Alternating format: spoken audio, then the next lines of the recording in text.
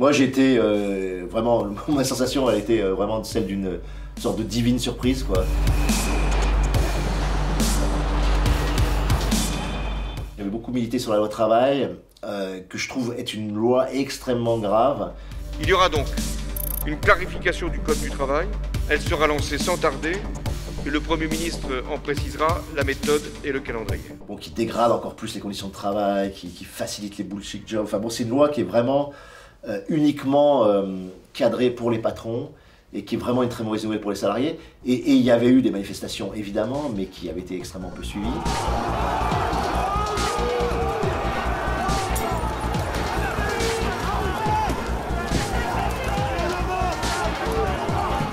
Et après le passage de ça et après la SNCF, moi je me suis dit ça y est, on va se faire rouler dessus, le rouleau compresseur est en marche.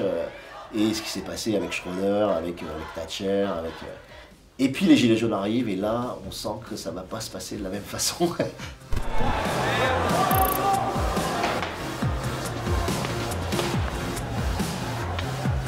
Comme beaucoup de gens, je pensais que les gens avaient baissé la tête, avaient courbé les chines.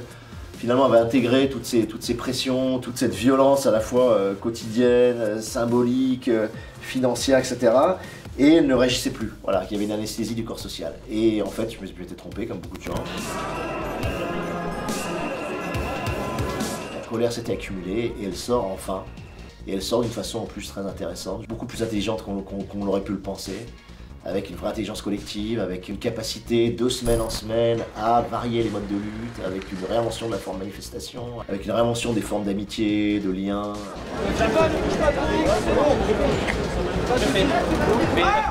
Et c'est des gens qu'on voyait jamais dans la rue, c'est-à-dire c'est vraiment des primo-manifestants, des gens qui s'étaient de leur avis même jamais politisés. Donc moi je suis extrêmement favorable à ce mouvement, j'aime beaucoup le fait que c'est un mouvement très hétéroclite justement, incluant des gens, oui, d'extrême droite aussi, d'extrême gauche, du centre, des gens qui n'ont pas été politisés, mais qui se retrouvent dans cette idée que voilà, on ne peut plus supporter de se faire marcher dessus par voilà, une toute petite oligarchie.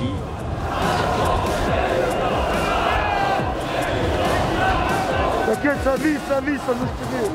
Ils hésitent à tirer, ils ont envie. La violence pure, on le sait, est décorrélée d'un mouvement de fond, ne va pas servir à grand chose. On sait que le côté purement bobo, bisounours, les manifestations sages ne suffisent pas non plus. C'est vraiment l'articulation entre ces deux modes de lutte qui peut produire vraiment des effets intéressants. On a un défaut, je pense, dans les luttes militantes, c'est que souvent, c'est très ritualisé et on reproduit des schémas qui fonctionnent, comme la manifestation déposée en préfecture. Quand tu regardes un mouvement comme ACT UP dans les années 90, qui a beaucoup inventé sur les modes de lutte, ou même ce qu'a fait Greenpeace. Alors parfois ils rentrent dans une centrale nucléaire, parfois ils empêchent un bateau de déchets radioactifs d'accoster, parfois ils arrêtent des trains. Et dans la nouvelle, je ne vais pas dévoiler la nouvelle, mais la nouvelle que j'ai faite qui s'appelle 3 nuances de jaune, justement j'essaie de proposer des pistes. On a une créativité, c'est notre travail d'être créatif chaque jour. Et là je propose des pistes à la fois, des pistes douces, pacifistes et fondées sur le lien, l'articulation du lien. Et puis je propose des pistes qui sont plus liées à l'action directe, à des modes plus commando, parce que je pense qu'il faut allier les deux.